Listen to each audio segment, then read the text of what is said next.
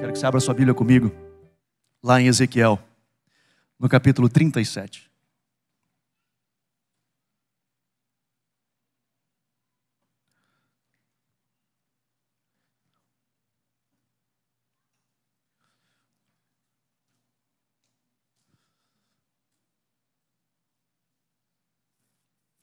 Abra aí, Ezequiel, capítulo 37.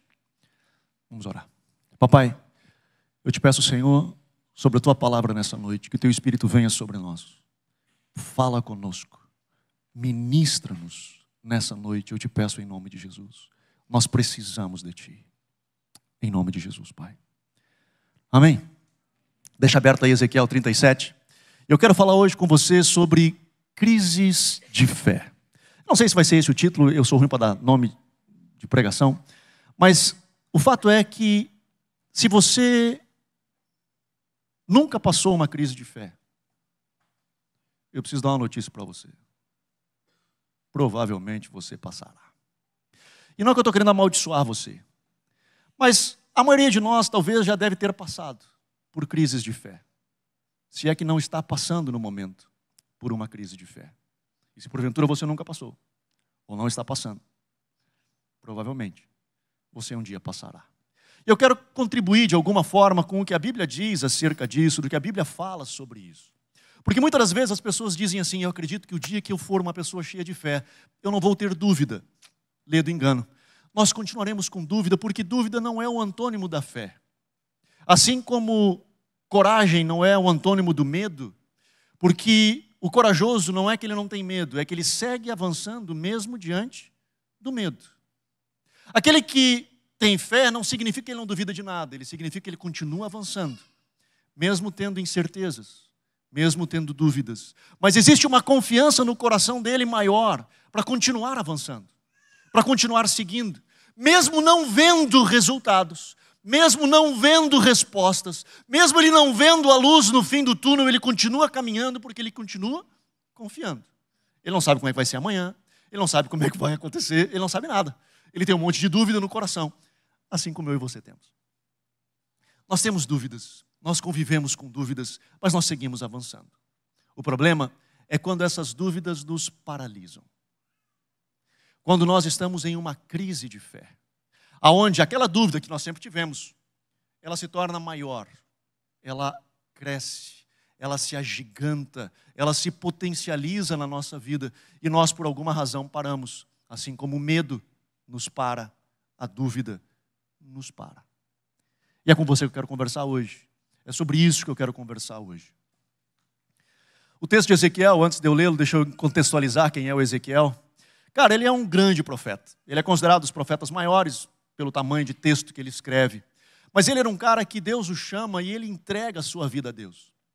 Ele tem experiências incríveis com Deus, a ponto de Deus chamar ele e dizer assim: Ezequiel, eu quero que tu seja um sinal para a nação de Israel. Ou seja, o que acontecer na tua vida é uma expressão de profética daquilo que acontece na nação. E ele diz: bora lá, estou dentro.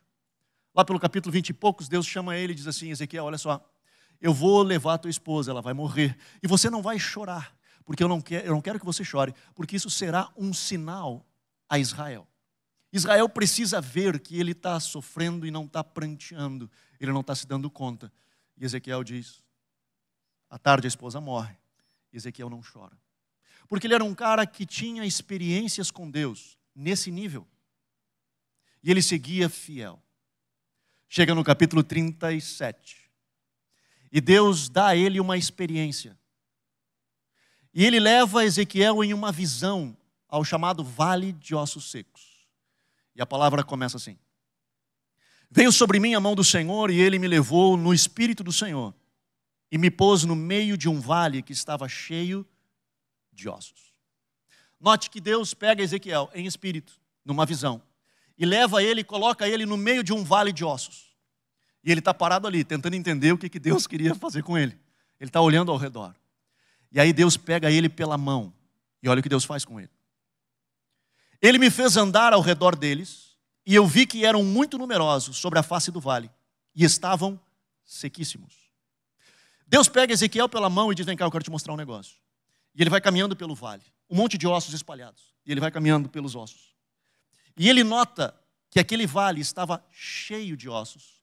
Mas não eram qualquer ossos. Olha que Ezequiel diz, eram ossos sequíssimos. Ele conseguiu perceber que aqueles ossos não eram qualquer ossos. Que se ele pegasse e apertasse aqueles ossos, provavelmente eles traquelariam, esfarelariam. E ele está olhando aquilo. O que Deus fez? Deus pega Ezequiel e insere ele dentro de uma circunstância diferente da que ele estava vivendo. E ele está inserido naquela circunstância. E aí Deus faz a seguinte pergunta para ele. Verso 3. E ele me perguntou, filho do homem, poderão viver esses ossos? E eu disse, Senhor Deus, tu o sabes. Olha a resposta de Ezequiel. Qual seria a resposta de um grande homem de Deus que teve grandes experiências com Deus? Quando Deus olha para ele e diz assim, Ezequiel, esses ossos podem viver? Ezequiel provavelmente deveria de ter dito assim, nada é impossível para ti, Senhor, tu pode fazer qualquer coisa. O problema é que ele não conseguiu dizer isso. E sabe por que ele não conseguiu dizer isso? Porque ele estava inserido dentro de uma circunstância. E de repente, ele tira os olhos dos céus e ele começa a olhar para as circunstâncias. Era um vale de ossos sequíssimos. De repente, as circunstâncias falaram mais alto que os céus. De repente, na vida de Ezequiel, a circunstância que ele estava inserido começou a falar mais alto para ele do que o céu falava com ele. E qual foi a resposta dele? Senhor, tu sabes. Tu sabes se isso pode viver ou não. Eu não sei. Eu não tenho condição de fazer isso. Senhor, tu sabes. E aí Deus olha para ele e responde e diz assim. Verso 4. Então ele me disse, profetiza sobre estes ossos e disse-lhes, ossos secos, preste atenção nisso, ouvi a palavra do Senhor. Olha a instrução de Deus a Ezequiel. Fala a esses ossos e diz, ossos, escutem a palavra de Deus. Se você não lembrar de mais nada do que eu falar a noite toda, lembre desta frase. Ouça o que diz a palavra de Deus. E assim diz o Senhor Deus a esses ossos, farei entrar vós o espírito e vivereis, porei nervos sobre vós, farei crescer carne sobre vós, sobre eles estenderei pele, porei em vós o espírito e viverei, então sabereis que eu sou o Senhor. Verso 7. Portanto, profetizei como se me deu ordem. Enquanto eu profetizava, houve um ruído, um barulho, e ossos se juntaram, cada osso ao seu osso. Olhei e vieram nervos sobre eles, cresceu carne, estendeu-se pele sobre eles, mas não havia neles espírito. Então ele me disse, profetiza o espírito, profetiza ao filho do homem e diz ao espírito, assim diz o Senhor Deus, vem dos quatro ventos, ó espírito, e assopra sobre estes mortos para que vivam. Profetizei como ele me ordenara. Então o Espírito entrou neles e viveram, e se puseram em pé um exército grande em extremo. Olha que coisa doida. Ezequiel, então, debaixo da palavra de Deus, ele olha para aqueles ossos e diz, ossos, venham à vida, que haja nervos, que haja carne, que haja pele. E de repente ele começa a ouvir ruídos e barulhos, e aí tem um fêmur de um que estava do lado de lá, começa a procurar onde é que está o meu quadril, e ele encaixa no quadril e vem, e eu não sei os ossos, né? Vou precisar de ajuda agora. E começa aqui, junta e vai aqui, começa, e pronto, tem um esqueleto, um exército de esqueleto.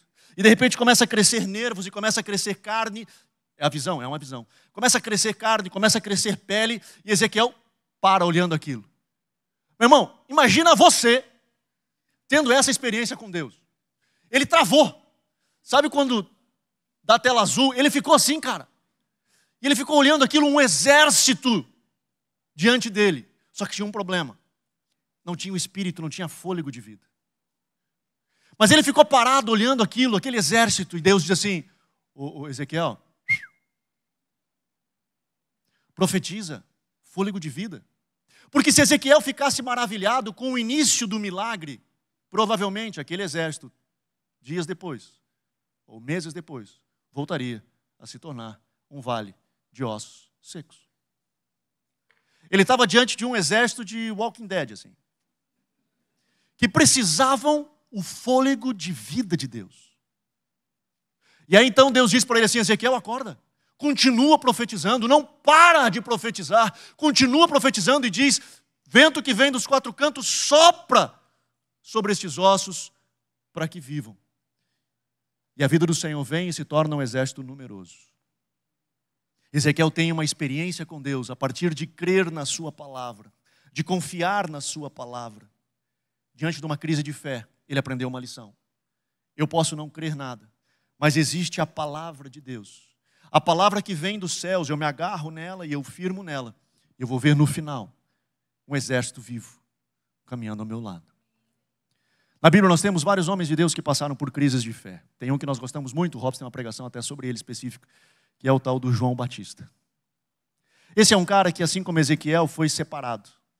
João, no caso, foi separado desde antes do nascimento. O anjo aparece ao pai e profetiza e diz: tu vai ser aquele que vai estar preparando o caminho do Senhor. Tem uma missão especial no teu filho. Eles cuidam do filho, ele se separa. Tem uma experiência ainda no ventre, quando Maria, vem com Jesus no ventre, os dois se encontram ainda, cada um no ventre das mães, e ele é cheio do Espírito Santo. Ele tem uma experiência incrível com Deus.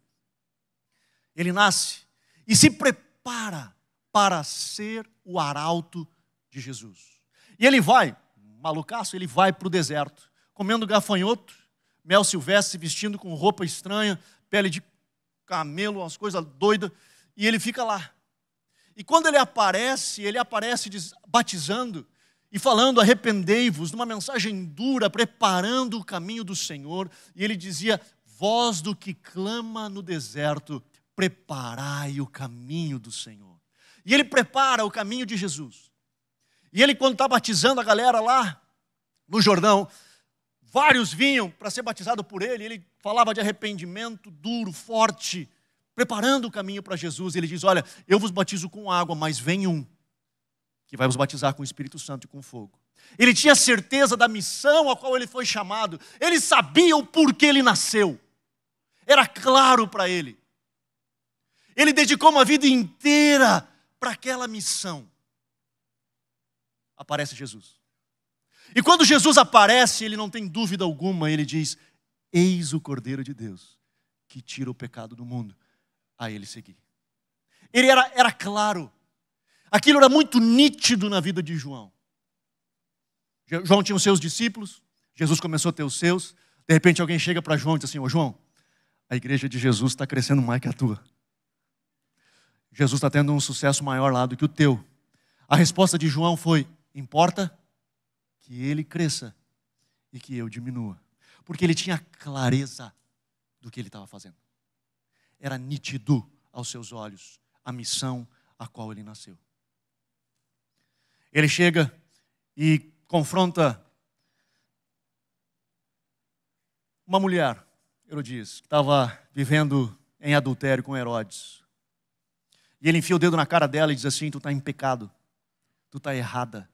Adultério é errado e você tem que parar com isso. Tem que se arrepender e parar com isso. Que era parte da sua missão, era parte do chamado dele, como preparar o caminho do Senhor. Por causa disso ele é preso.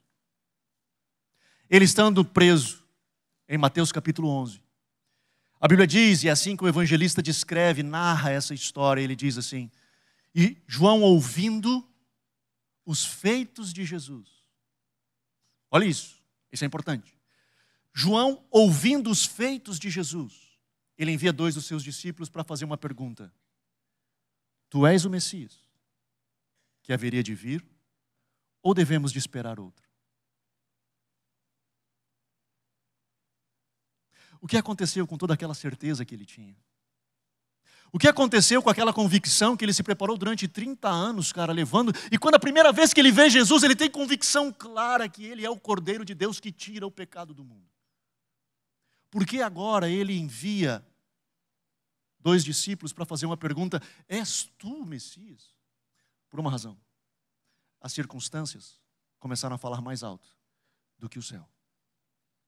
Ele estava num calabouço, ele estava preso, e mais, As profecias diziam que o Messias, Isaías 61, o Espírito do Senhor está sobre mim, o qual me ungiu para trazer libertação aos cativos, curar os enfermos, trazer vista aos cegos e apregoar o ano aceitável do Senhor.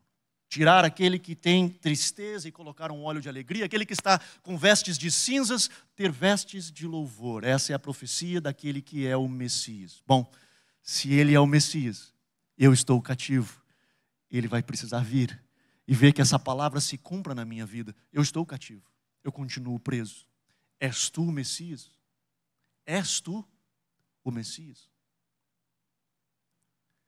Quando os discípulos chegam para Jesus e contam essa história, Jesus responde de volta e diz assim: diz a João, cegos vêm, surdos ouvem, paralíticos andam, e aos pobres é anunciado as boas novas de salvação. Algumas pessoas dizem que a forma que Jesus respondeu é que, pelo fato de exercer milagre na terra, é porque Deus, ele era o Messias. E essa não é a resposta certa. Porque João não estava querendo saber se tinha milagre, ele já sabia que tinha milagre. Ele justamente enviou os discípulos porque ele ouvia dos feitos de Jesus. Ele ouvia que tinha milagre, então ele mandou perguntar: és tu? Eu não quero saber, não quero que me responda que tu faz milagre, eu já sei que tu faz milagre, eu quero saber se tu é. Por que Jesus diz, cegos veem, surdo ouvem? Porque existia uma palavra profética. A palavra de Deus iria se cumprir na vida do Messias. Aproximadamente 300 profecias se cumprem na vida, enquanto profecias bíblicas do Velho Testamento são cumpridas no período de Jesus. Jesus está dizendo para ele o seguinte: a palavra do céu está se cumprindo. A palavra de Deus, ela está se cumprindo. Portanto, João, sim, eu sou o Messias, porque isso aqui está acontecendo. Isso aqui é a verdade. Só que nós temos um problema. João continuava preso. Mas Deus não tinha poder de libertá-lo? Tinha. E até, passando uns aninhos, ele libertou outros. Lembra de Paulo na prisão? Paulo estava adorando na prisão e começa a adorar e de repente, lá pela meia-noite, vem um barulho, rompem os grilhões e ele é solto. Assim. E aí todo mundo, o carcereiro quer se matar, ele diz: não se mata, cara, continua aqui. Eu não queria nem ser liberto, eu só estava adorando. Eu estava convidando para Jesus vir e ele veio. Fez uma certa bagunça, é verdade. Quebrou um monte de coisa aí, corrente e tudo. Mas nós continuamos aqui. E ele continua ali. Nós vemos Pedro que estava preso. E de repente um anjo aparece a Pedro e diz: Pedro, vem comigo. E Pedro não se dá conta naquele momento, ele acha que ele está numa visão. E ele sai acompanhando o anjo. E as portas da cadeia começam a se abrir. Você acha que inventaram agora esse negócio? De tu chegar e a porta abre?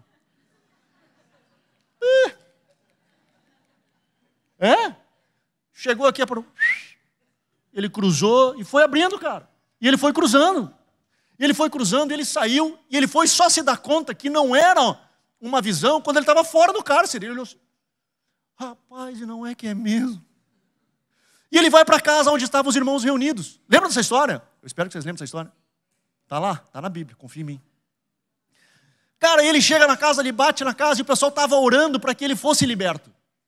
O pessoal estava reunido na casa orando, dizendo: Senhor, liberta Pedro, liberta Pedro, liberta Pedro. E alguém bate na porta. O cara vai lá, abre a porta. É Pedro, ele fecha a porta. Ele diz assim: cara, o que aconteceu aqui? E aí, quem era? Então, eu acho que era Pedro. O que tu fez? Então, deixei ele lá do lado de fora, peraí, aí abre a porta. Aí volta, entra aí, Pedrão e tal. Cara, Deus fez milagres tirando gente do cárcere. Deus operou de formas incríveis, tirando pessoas e libertando pessoas. Ao mesmo tempo, nós vemos na história, assim como João, outros mártires que morreram por causa da sua fé. Anderson, mas neste caso, a Bíblia deixou de ser Bíblia? Nesse caso, Deus deixou de ser Deus? Por que nós fazemos esse tipo de pergunta, cara?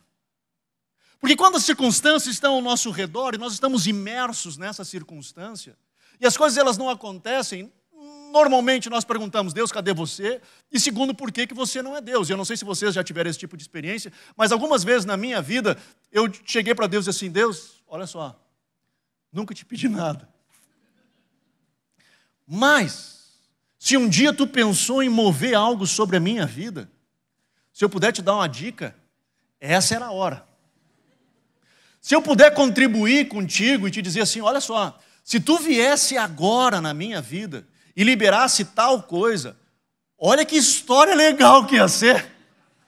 Olha o testemunho que isso seria, e nós eu viajaria a nação inteira contando de como tu é bom, de quão maravilhoso tu é. Pensa nisso, Jesus, olha a ideia que eu estou te dando.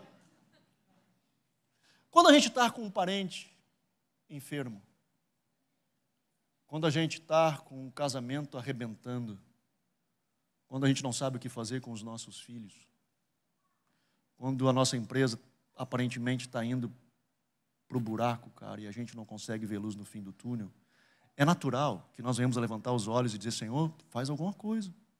Eu preciso de um milagre. Senhor, aonde tu está? Senhor, se existe uma hora boa, é agora. E nós temos histórias de milagres de Deus. Algumas aos 48 do segundo tempo. Mas nós também temos histórias tristes, que nós não sabemos explicar de o porquê essas coisas aconteceram. Semana passada, eu estava num evento e um dos pregadores era um cara chamado Bill Johnson, não sei o quanto vocês conhecem dele. Mas ele é um cara que tem um ministério precioso nos Estados Unidos, ele é bastante criticado. Todo mundo que aparece um pouco mais, né, que tem uma certa projeção, acaba também apanhando um pouco mais.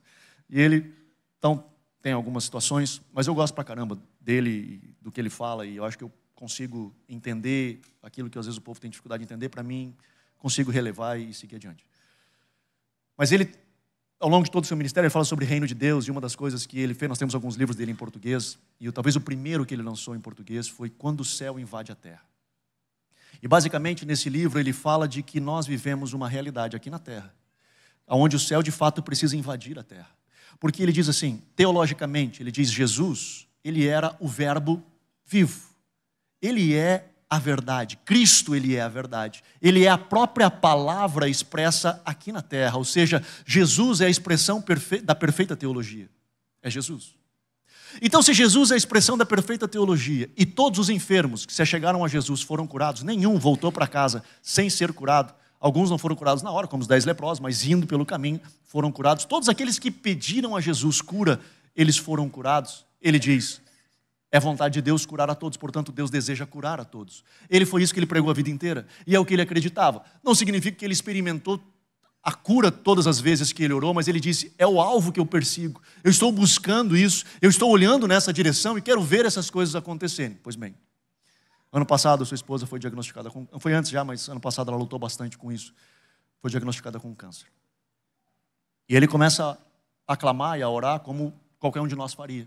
E a igreja inteira começa a orar, uma igreja que vivia essa atmosfera, vive essa atmosfera. A cidade foi impactada, uma cidade pequena, 70 mil habitantes, e ela foi impactada por tudo aquilo que é ministrado ali na igreja. A igreja praticamente direciona para onde a cidade vai, é um negócio impressionante.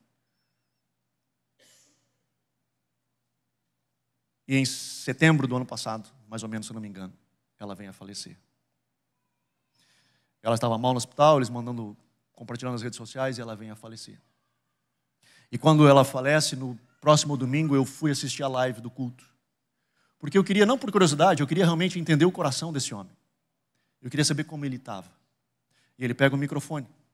O cara que pregou cura, e que Deus deseja curar a todos. Ele pega o microfone e ele diz assim, amados, para uma igreja que estava vivendo o luto da perda da sua pastora, ele diz, quando nós chegarmos no céu, lá não haverá dor, lá não haverá choro, lá não haverá câncer, lá não vai haver nada. Portanto, hoje, agora, é o único momento, enquanto nós estamos nessa terra, que nós temos o privilégio de adorar a Deus em meio à dor. De adorar a Deus em meio à dificuldade. Portanto, vamos adorar a Deus. E ele chama a igreja para adorar a Deus. Na semana passada ele traz de novo o tema. E todo mundo sabe o que ele acredita, todo mundo sabe como ele vê essa mensagem. E ele diz assim, né, dentro do contexto de que ele acredita que todos devem ser salvos. Ele diz, vocês sabem que eu perdi a minha esposa. Agora deixa eu falar um negócio para vocês. A minha experiência não redefine quem Deus é ou a sua palavra. O fato de eu não estar experimentando o que a Bíblia diz que é possível de se experimentar, não diminui Deus ou o poder da sua palavra. Simplesmente isso não está acontecendo comigo agora, mas não significa que Deus deixou de ser Deus, ou de que a sua palavra ela foi diminuída por isso. O fato de Deus não tirar João Batista da cadeia e ter tirado Paulo e Pedro não fez um Deus menor. Ele continua sendo Deus porque ele tirou Pedro, tirou Paulo. E ele continua sendo Deus por manter João ali.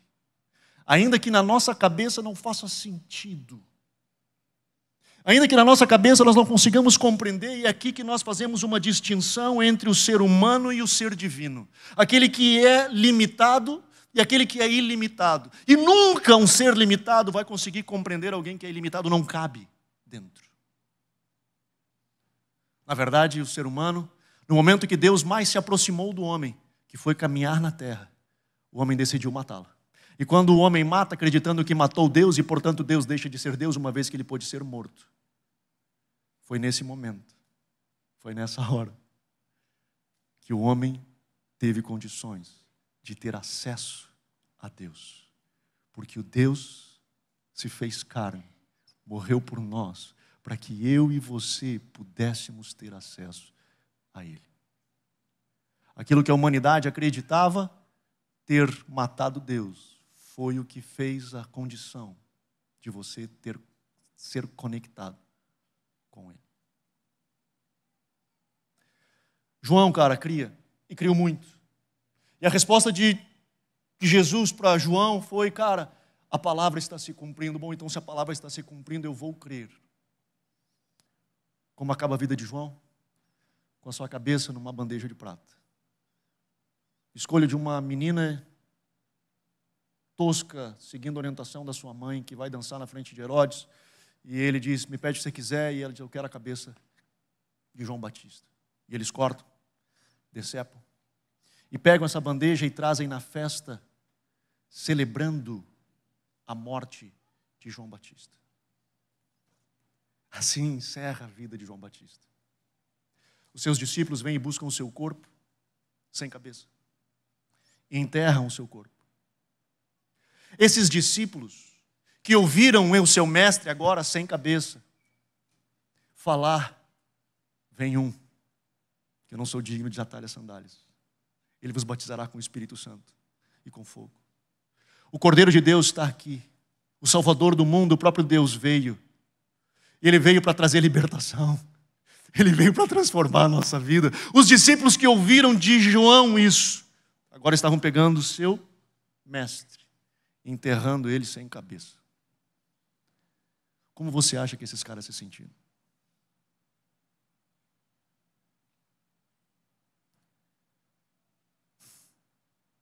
Isso diminuiu Deus? No mesmo capítulo 11, Jesus falando acerca de João Batista, ele diz, não tem um profeta que é maior do que João Batista.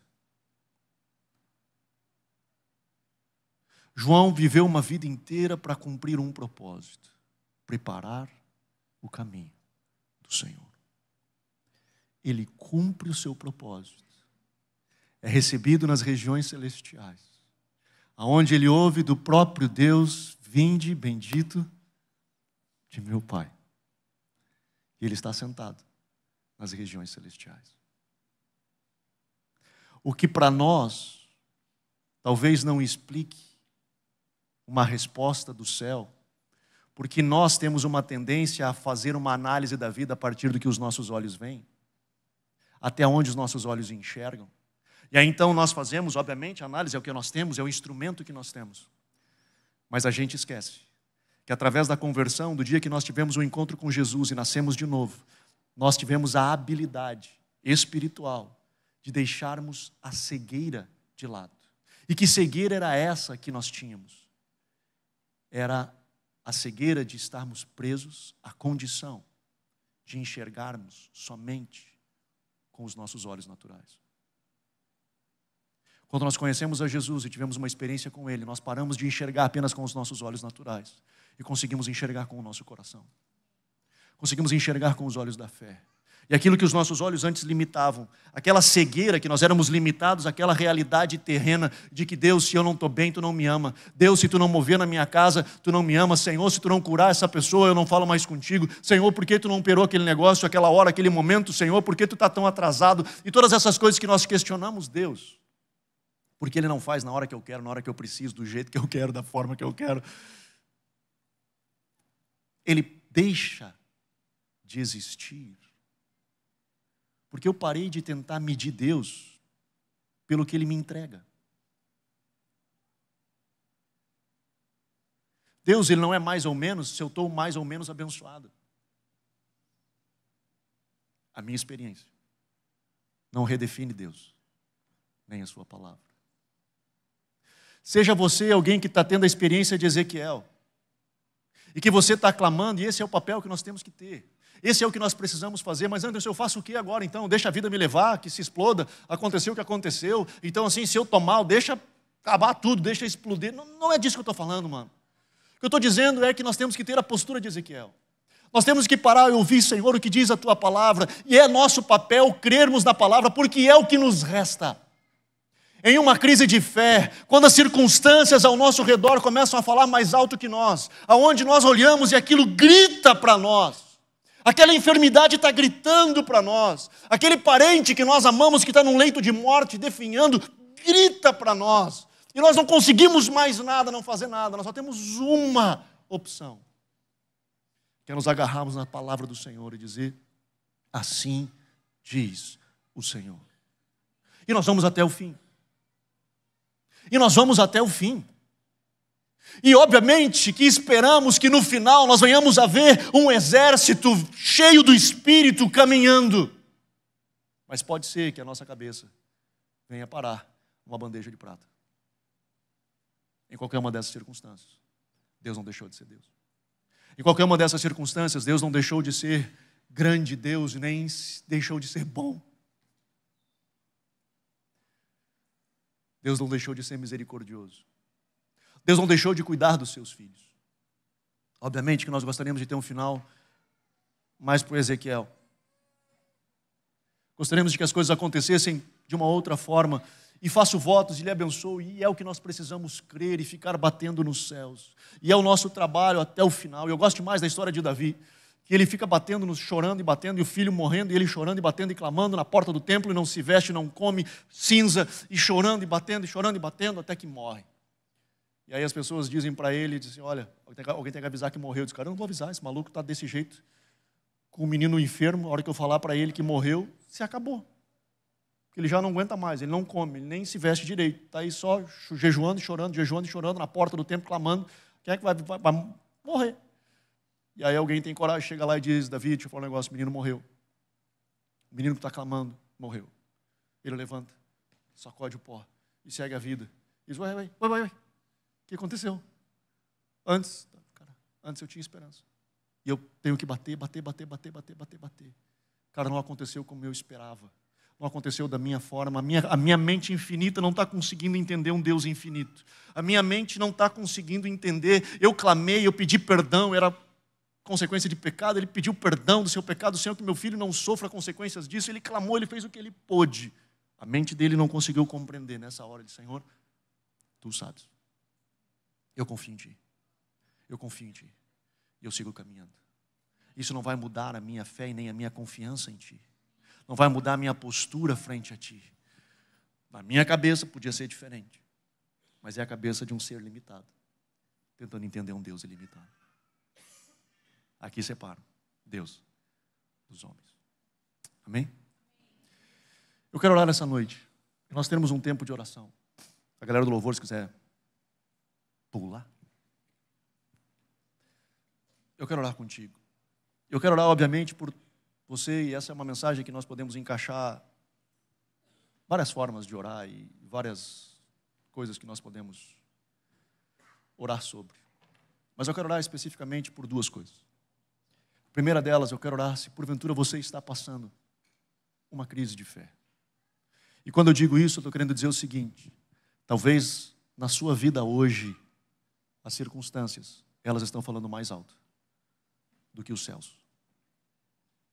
Hoje, o momento que você está vivendo, ele está falando mais alto que os céus. Eu quero orar por você. Eu quero me unir em oração com você e dar as mãos nós juntos em espírito e clamarmos ao Senhor: levanta os meus olhos para olhar para o céu. Porque hoje pode ser que os ossos estejam sequíssimos. E você não consegue ver vida. E você diz que nem Ezequiel: Senhor, Tu sabes. Às vezes eu consigo, conversando com pessoas, eu consigo ver o coração deles, e alguns deles até me dizem: eu não consigo nem crer ou imaginar que Deus pode. Não para mim. Eu quero orar com você. E a segunda situação que eu quero orar com você é você que teve algum momento na sua vida onde você sofreu um revés, você teve uma dificuldade, uma experiência muito ruim, e aquilo tem marcado você para sempre. Você não consegue viver hoje livre daquilo. É como se tudo que você vive hoje tivesse ancorado naquela experiência. Você está vivendo, porque você precisa viver, mas é quase o Walking Dead, aquele que a gente falava, porque não tem vida dentro. Você simplesmente vive. Toda vez que você levanta os olhos, acorda, abre, pensa, te remete àquela experiência, e você acaba vivendo num reflexo daquilo que aconteceu. Eu quero orar com você. Eu quero orar com você. Não quero minimizar o que aconteceu, obviamente, porque provavelmente para você isso foi muito duro, a ponto de impactar a sua vida desse nível. Mas, meu irmão, existe vida. Existe vida que vem dos céus sobre nós.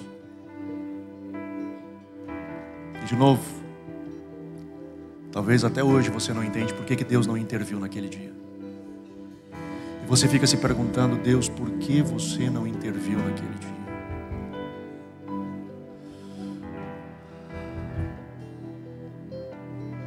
Como a gente aprendeu hoje, talvez essa não é a melhor pergunta de se fazer, né? Porque é uma mente finita tentando entender um Deus infinito.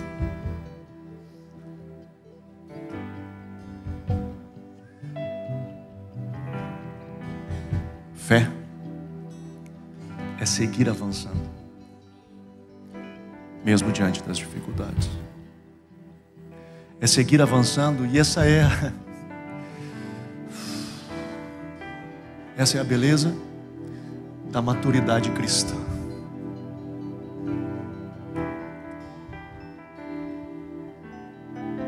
Sabe quando a gente é maduro cristão?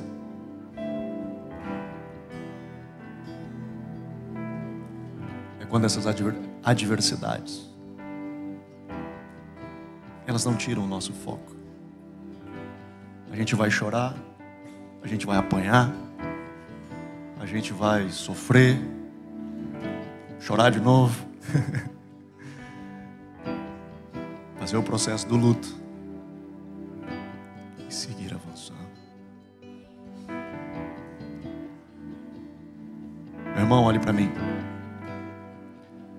Se existe algo que você pode confiar, é na bondade de Deus.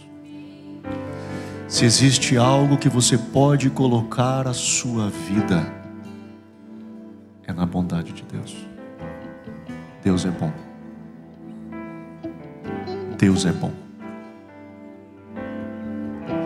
Talvez hoje você não esteja experimentando a sua bondade, ou não consiga vê-la. Talvez hoje você está precisando de um Jeová Rafá, um Deus que cura, e você não está vendo a cura. Talvez você está precisando de um Jeová Jiré que supra, e você não está vendo o suprimento. Você está precisando de um Deus bom, não está vendo a bondade. Você está precisando de tantas coisas e na sua mente você não consegue identificar isso tudo. Eu quero convidar você a dar as mãos ao Espírito e dizer: Senhor, o vento que vem dos quatro cantos, sopra. Sopra sobre nós. Em nome de Jesus. Vamos ficar de pé.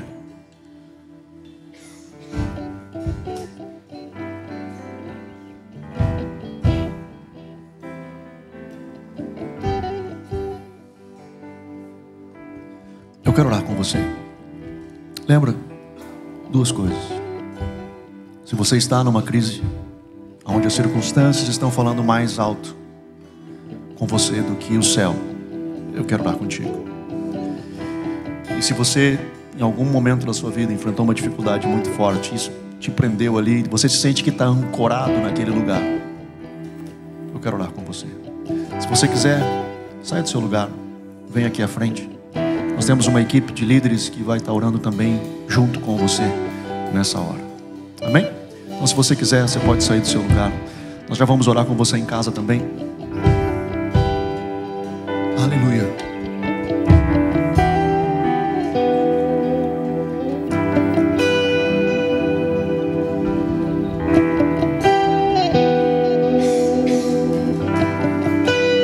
Preciso de ti. Preciso do teu perdão. Preciso de ti. Aleluia. Quebranta o meu coração. Como a corça anseia por águas, assim tenho sede.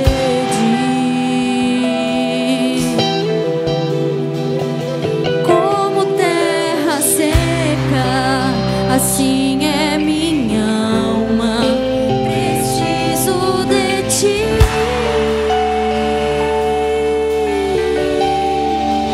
Distante de ti, Senhor, não posso viver. Não vale a pena existir. Escuta o meu clamor, mais que o ar que eu respiro.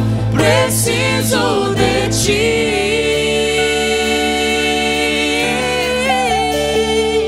Distante de ti, Senhor, não posso viver. Não vale a pena existir. Escuta o meu clamor, mais que o ar que eu respiro. Preciso de ti.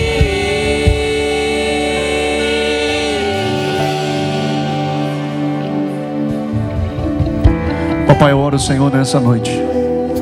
Eu coloco cada um dos teus filhos diante de ti. Papai, todos aqueles, Senhor, onde as circunstâncias elas estão gritando, a ponto, Senhor, de chamarem a atenção e desviarem o olhar dos céus.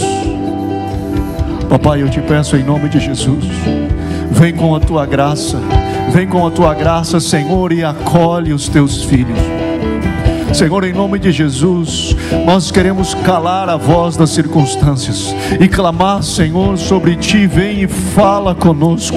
Papai, nesta noite nós profetizamos a Tua palavra. Nós escolhemos crer no que a Tua palavra diz ser verdade. Senhor, a Tua palavra é a verdade. Portanto, Papai, nessa noite nós profetizamos vento que vem dos quatro cantos, sopra sobre esses ossos para que vivam. Papai, que essas circunstâncias sejam transformadas, que essas realidades sejam transformadas pelo Teu Espírito. Papai, nós cremos na Tua palavra. Senhor, nós cremos, Senhor, de que Tu és o Deus que cura. Nós cremos, Senhor, que Tu és o Deus que supre. Nós cremos, Senhor, que Tu és o Deus que restaura. Papai, Tu ama a família, e eu sei, Senhor, que a Tua palavra diz que aquele que crê em Ti verá, Senhor, a sua família, Tu e a Tua casa serão salvos. Papai, nós nos firmamos na Tua palavra, crendo na Tua palavra, crendo na verdade da Tua palavra.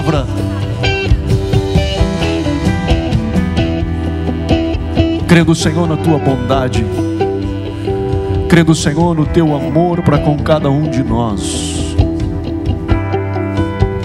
Papai, eu oro em especial por aqueles que enfrentaram uma dificuldade e que tiveram, Senhor, um momento da vida onde foi extremamente significativo, a ponto de impactar emocionalmente, e aonde reflete, Pai, até hoje. Senhor, nessa noite,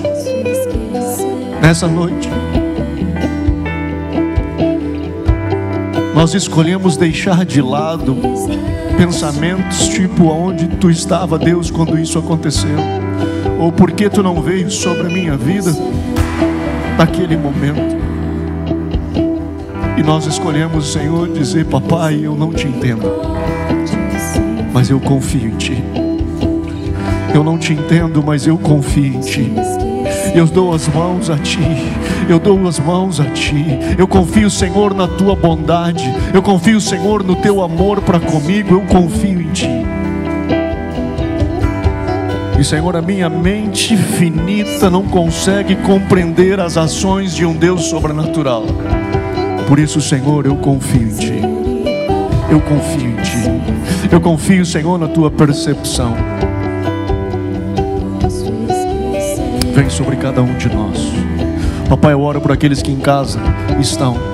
Senhor, alcança o coração de cada um deles em nome de Jesus. Papai, que a Tua graça venha, que o Teu amor venha, que a Tua bondade venha e alcance, Senhor, essas famílias, alcance, Senhor, esses lares. Papai, esse coração apertado e angustiado, eu oro, Senhor, nessa noite, vem com a Tua graça, Príncipe da paz, entra nesse lar, entra nessa casa e traz a Tua paz em nome de Jesus. Eu clamo a Ti, Senhor, vem nessa noite e opera, Papai, em nome de Jesus. Que tenhamos o alento dos céus, levantamos os nossos olhos a Ti, Senhor, deixamos de olhar as circunstâncias, mas levantamos nossos olhos a Ti, crendo que a resposta vem dos céus. O meu socorro vem do Senhor, que fez os céus e a terra. O meu socorro vem do Senhor, que fez os céus e a terra. Papai, eu abençoo os Teus filhos nessa noite, em nome de Jesus.